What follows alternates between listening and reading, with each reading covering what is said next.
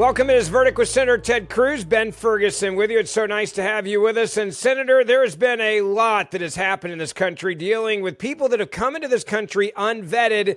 And now we have seen an attack. It's cost people their lives. And not only that, we've also found others that are now threatening to do violence in America. I'm angry about it. A lot of Americans are. And finding out just how ignorant the last administration was in letting people in is truly shocking and a real national security issue now. Well, it's truly horrific what happened on Wednesday, the Wednesday before Thanksgiving. Two National Guard members, Sarah Beckstrom, age 20, and Andrew Wolf, age 24, were shot less than 24 hours after they were sworn in. Sarah tragically passed away on Thanksgiving Day. As you and I are recording this, Andrew is still fighting for his life, but in very serious condition. The shooter, as we all know, was an Afghan national who Joe Biden brought to the United States, who had very limited vetting, who was released, who was living in Washington State, who got in a car and drove from Washington State to Washington, D.C., pulled out a gun, and shot these two National Guard members. Now, if that is not infuriating, then I don't know what is.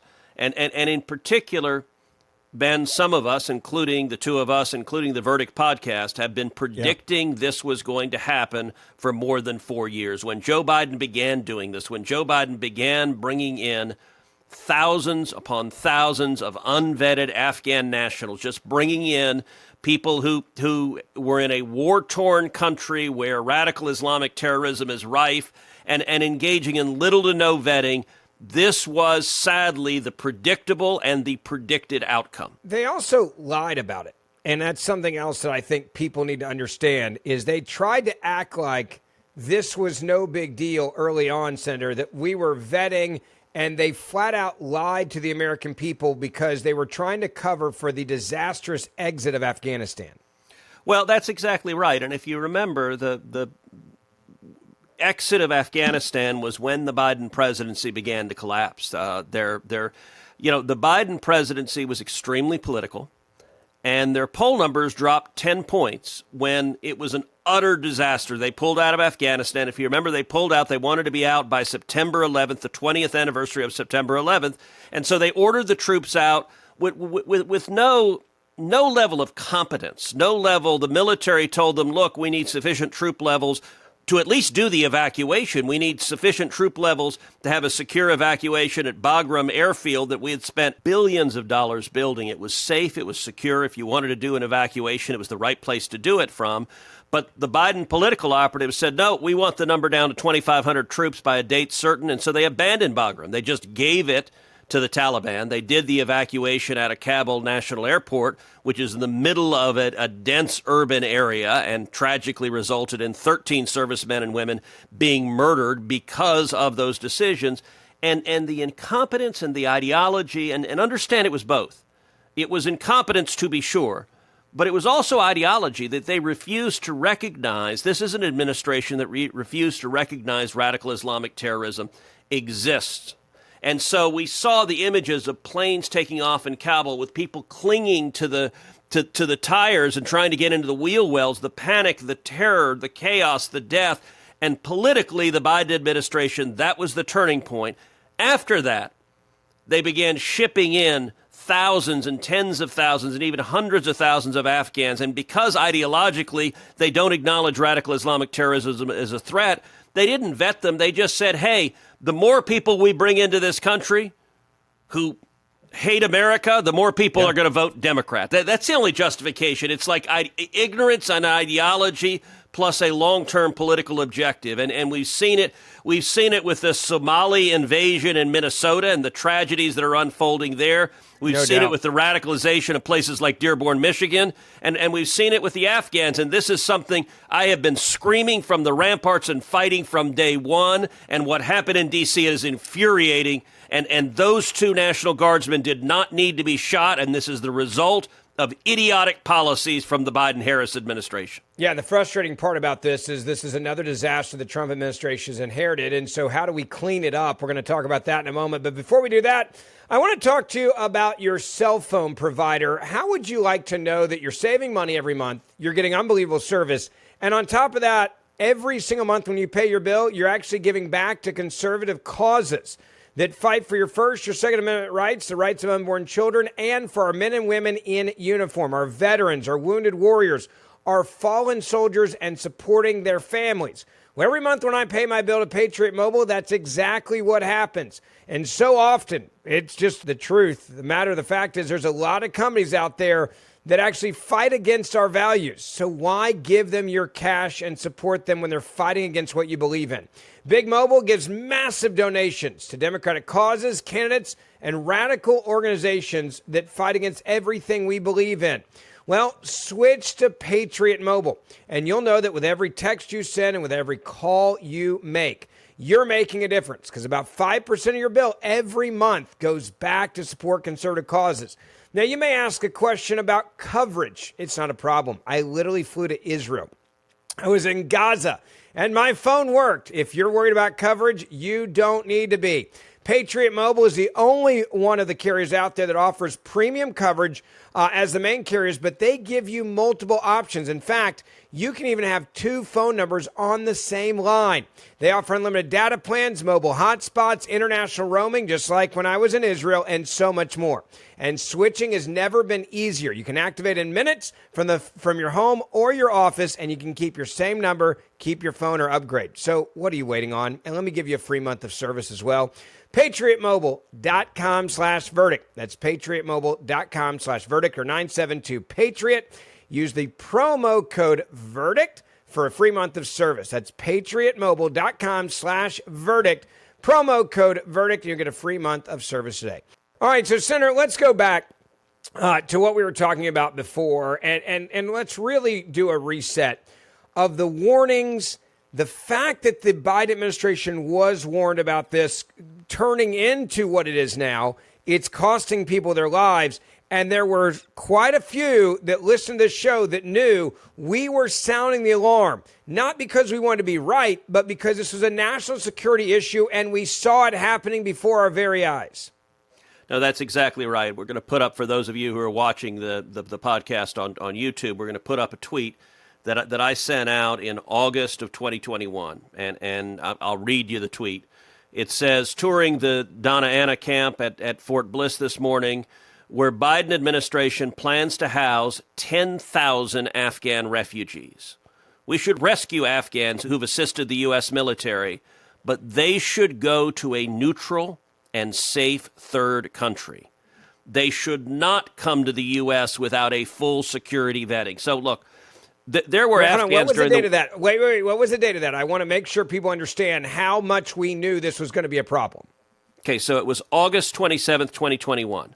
And by the way, I also have a picture. So I'm in a Black Hawk helicopter touring the tent facility. They literally built a gigantic tent city on Fort Bliss. Fort Bliss is in El Paso, Texas.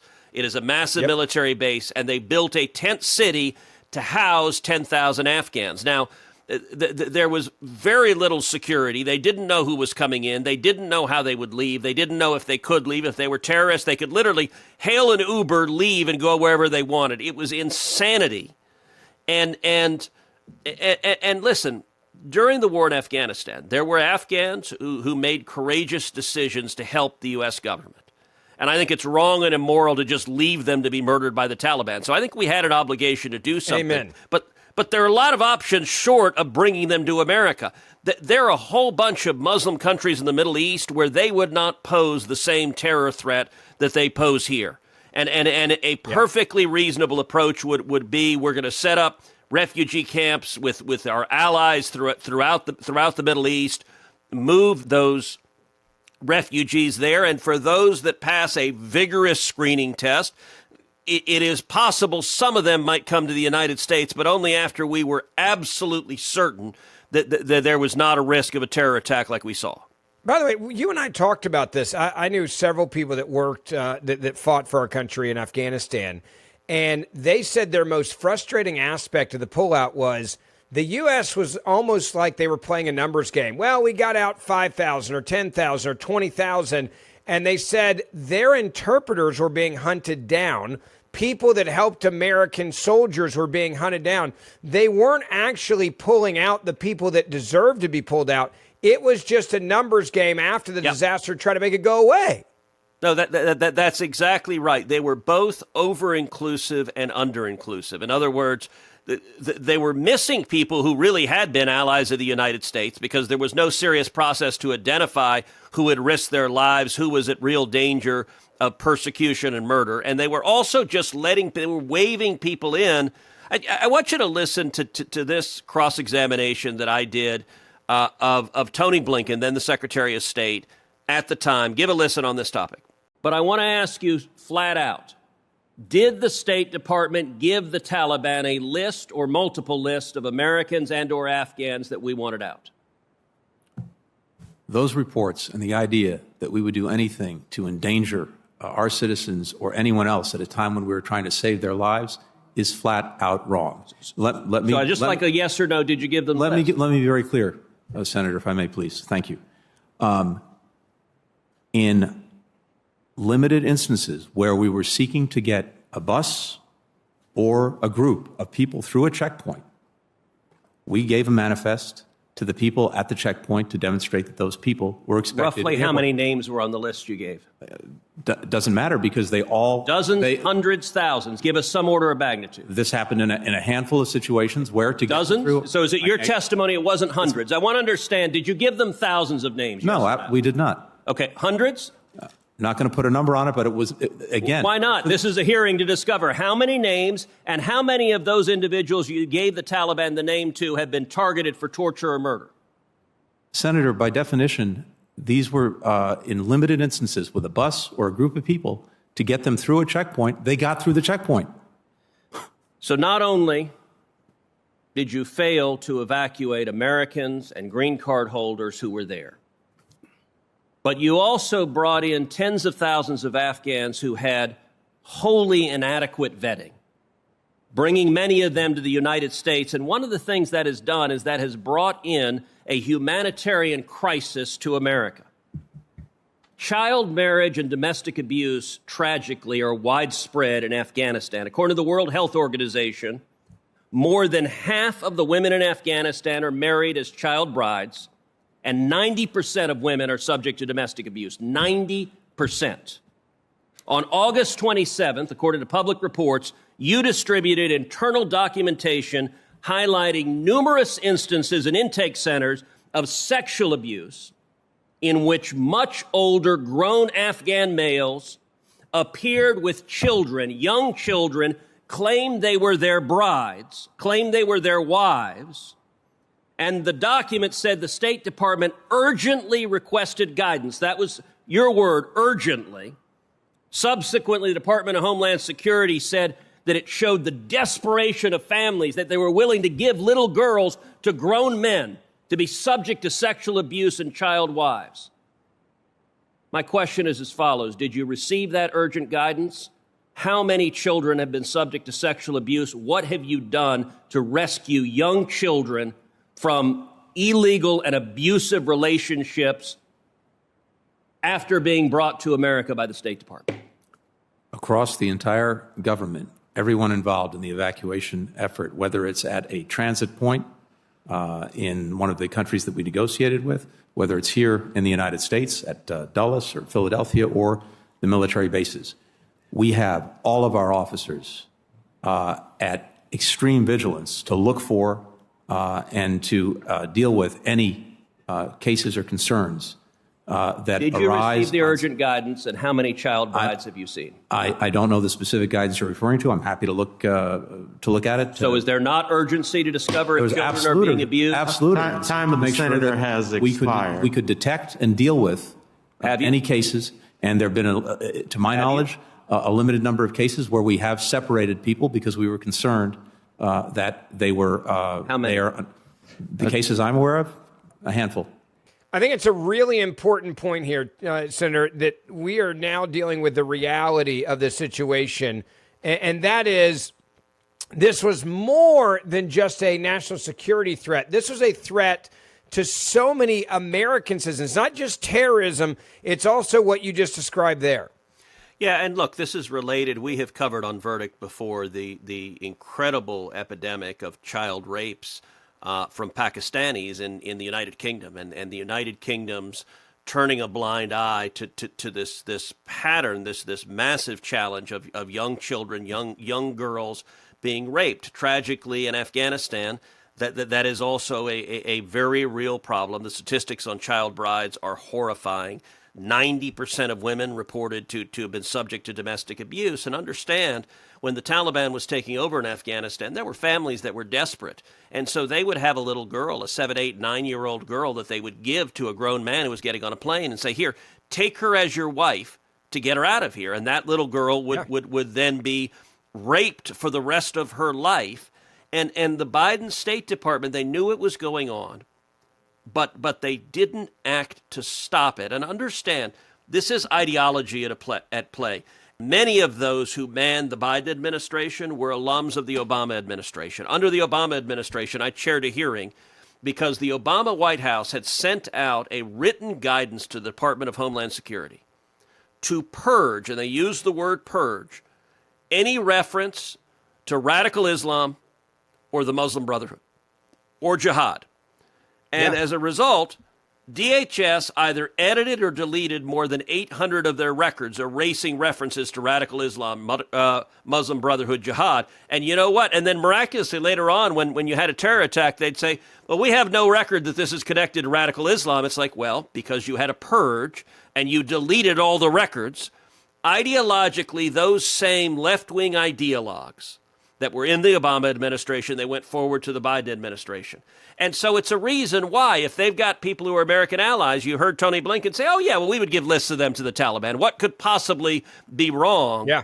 And it's a fundamental misunderstanding. It's also, bizarrely, look, Democrats claim they care about women's rights. Well, it turns out that is not true when it's dealing with women or girls being raped by radical Islamists. That, for them, in their Marxist hierarchy of oppression, being Palestinian, being Taliban, being ISIS is much more oppressed than being women. So women's rights go out the window in the leftist hierarchy.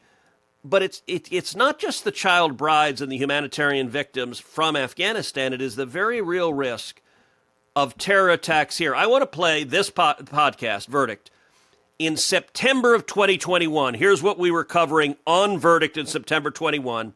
Give a listen. So everyone assumes the camps where the evacuees are taken are secure facilities. Processed. They're wide open and they are free to go anywhere they want.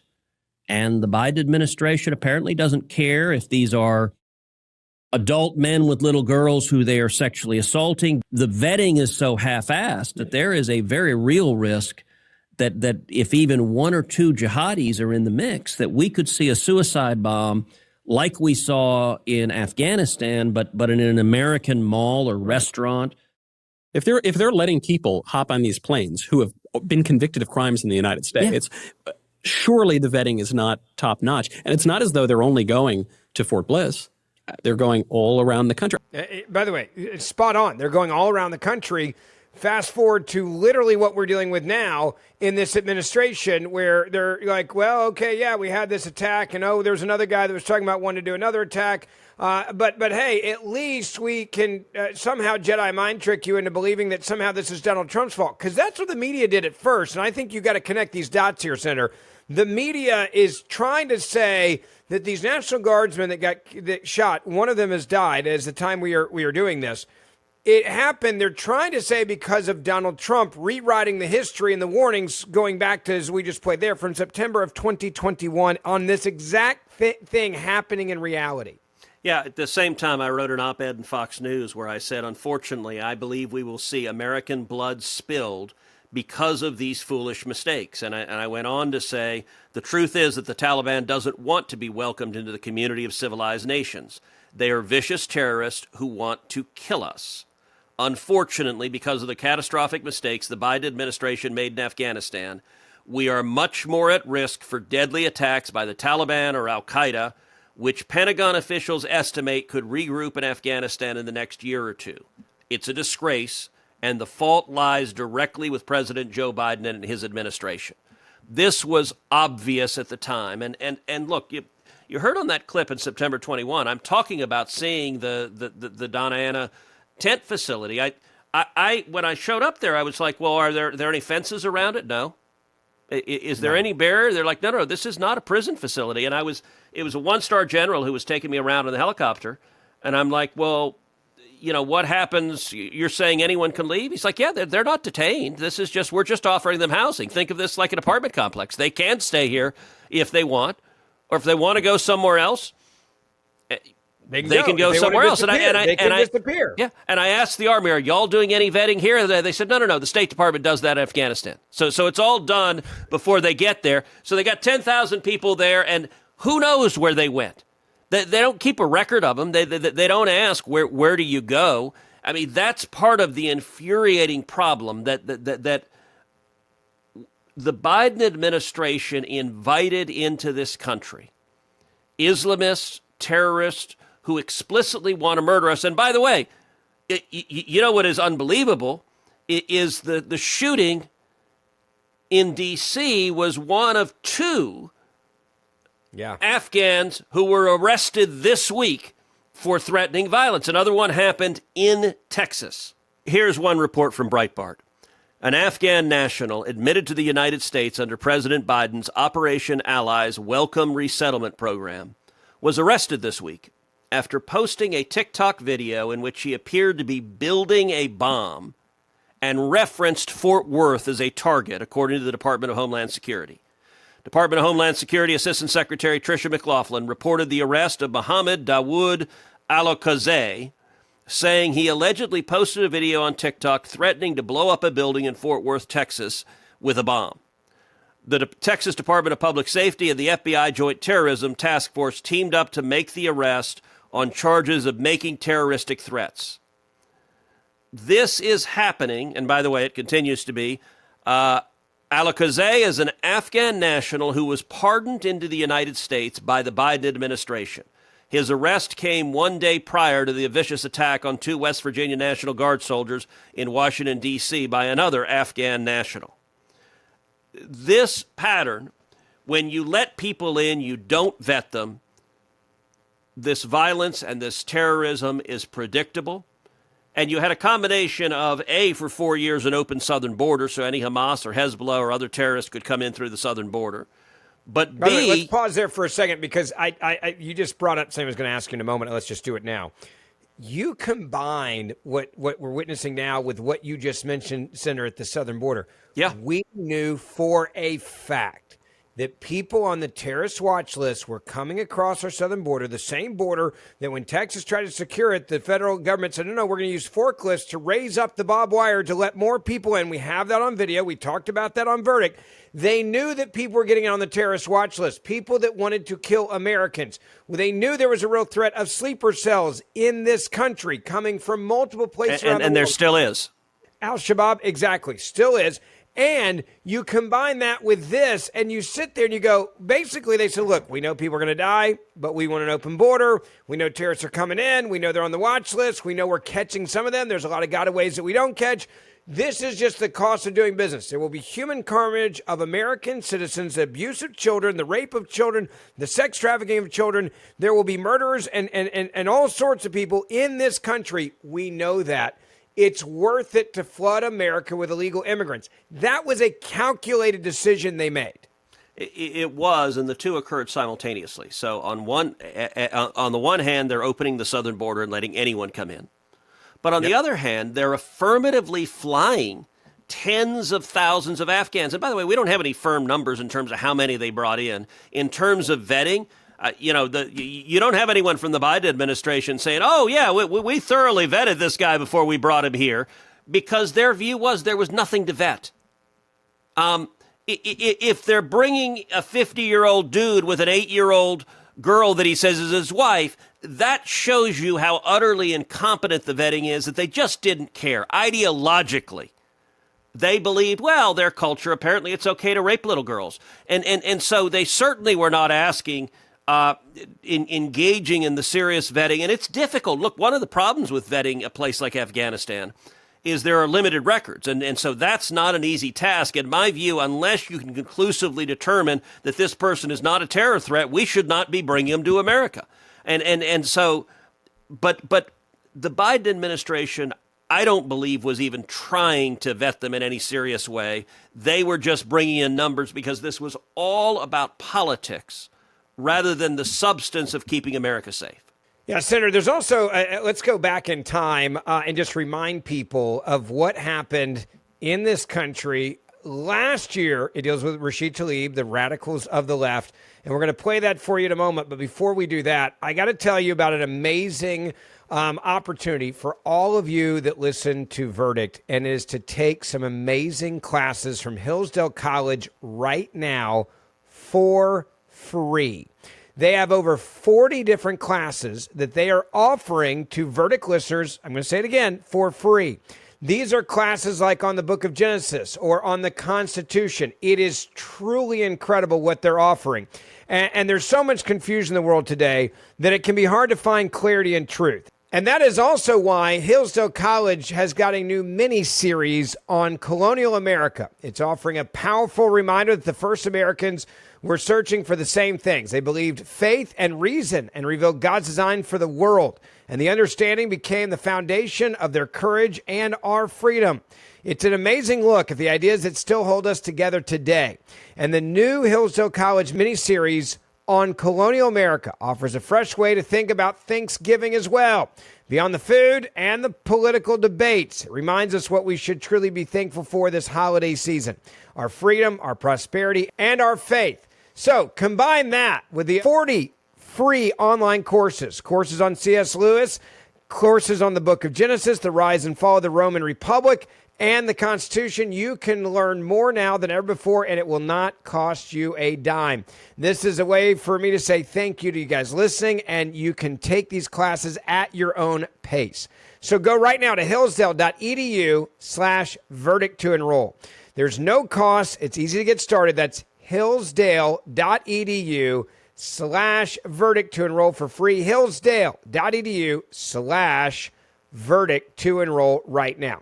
All right, Senator, I want to go back to a little over a year ago, and let's just remind people of the Democratic Party and also how we got to the point that we're at right now. Well, this just shows the overlap we were talking about before, that ideologically today's Democrat Party refuses to acknowledge the threat of radical Islamic terrorism, refuses to acknowledge radical Islam, and that it is fundamentally anti-American. And so in April of 24, there were protesters in Dearborn, Michigan, and it was the International Al-Quds Day rally, where they began chanting "Death to America." And when that happened, so Dearborn, Michigan is in Rashida Tlaib's district. She is the member of Congress that represents Dearborn, Michigan. You have a rally in her district chanting "Death to America," and Fox News quite reasonably came and asked her if she would condemn that. Give a watch and give a listen to how she responded. I don't talk to Fox News. At a rally in your district, people were chanting "Death to America." Do you condemn? I do not talk to Fox News. But do you condemn chants of "Death to America"? I don't talk to people that use racist tropes. Why can't you just say whether or not you condemn people chanting "Death to America"? Why are you afraid to talk to Fox? Fox News is not listen, using racist tropes towards my community is what Fox News is about, and I don't talk to Fox News. All right, Senator, you go back to that, and it's just one of those moments where the warning signs are there. Yep. We tell you that these warning signs are there, and then it happens, and I hate it that it happens, but it's so predictable now. You know, it reminds me when Obama was president, John Kerry was Secretary of State, there was an editorial cartoon, and it had the Ayatollah in Iran going, "Death to America!" And it had John Kerry saying, well, can we meet you halfway? Yeah.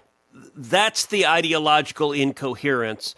Look, when you walk down the halls of Congress, and you've been there with me, Ben, reporters stop you all the time. By the way, I answer questions from Fox News. I answer questions from CNN. Sure. I answer questions from New York Times. I answer questions from every lefty outlet just walking along. Because if you know what you believe, I got to say, that's not a gotcha question. It's not a difficult question. Not at all. Do you support death to America? If you are a member of the United States Congress, the Congress of the United States of America, one would think it ought to be easy to say, yeah, of course, death to America is wrong. I'm against that. That should not be difficult for anyone. it speaks volumes that Rashida Tlaib was unwilling to even condemn chants of death to America in her own congressional district. That shows just how dangerous the ideological rot is, and tragically, we saw the very real consequences of that ideological rot in letting unvetted Afghan immigrants into this country, one of whom just murdered one D.C. National Guardsman and may have murdered a second. We pray that he survives, but at this point, our prayers are with him because we don't know if he's going to survive the horrific attack. Yeah, it's truly incredible. We're going to keep you updated on this subject, I can promise you. Don't forget, we do the show Monday, Wednesday, and Friday. We also do it on video a lot on YouTube, so you can follow this show on YouTube if you want to watch it, or hit that subscribe or auto-download button wherever you get your podcasts. And Senator and I will see you back here on Wednesday morning.